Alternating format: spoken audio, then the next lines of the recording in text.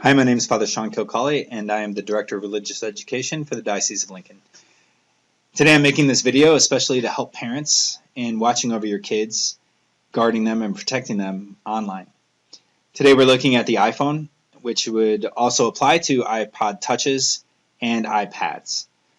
And so to set up the parental controls, we want to go into Settings, and then I scroll down to the Restriction setting. And I'm going to hit Enable Restrictions and put in a code. And now I can scroll down to Allowed Content. Now this is where I can limit the content that comes in through music, movies, TV shows, apps, etc. So I go to Music and I say, do I want explicit content? No. I go into TV shows and I'm going to set them down to TV 14. I go into movies and I'm going to set them to PG 13. I go into websites and I say, do I want my kids to have adult content? No.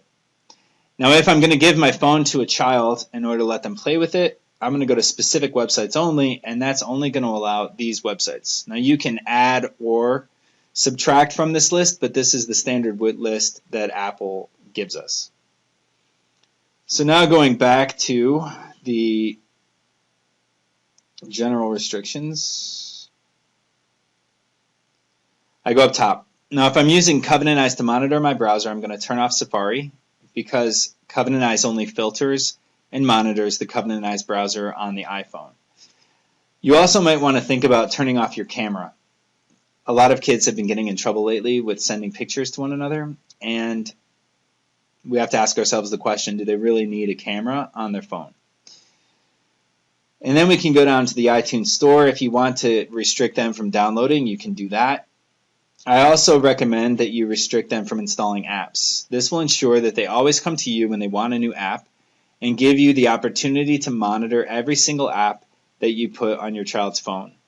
When we buy these devices for our children, we don't consider all of the things that they're capable of doing, and it's important to be discerning about what we allow and what we don't allow on our phones.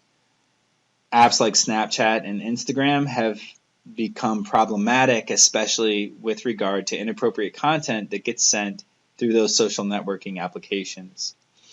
If you want your children to be able to install apps, you could also turn off deleting apps, and that way you can always check their phone and know what's there. It prevents the child from falling into the temptation to download an application and then delete it before you have the opportunity to check their phone. This is also where you can turn off in-app purchases. Airdrop is a feature that allows kids to share content between phones, and sometimes that's also used to pass around inappropriate content. I'm going to go back to my main screen. Because I'm running Covenant Eyes, I have Covenant Eyes in my icon right there.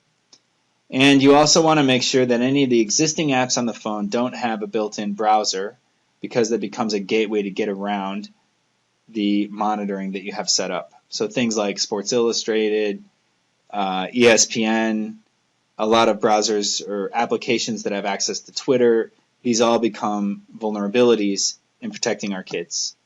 And so I'd ask you to please pray for me as I pray for you, that we all might do our part in keeping the light of Christ burning brightly within the hearts of our children, and that we all be partners in protection in keeping our kids safe, both online and off.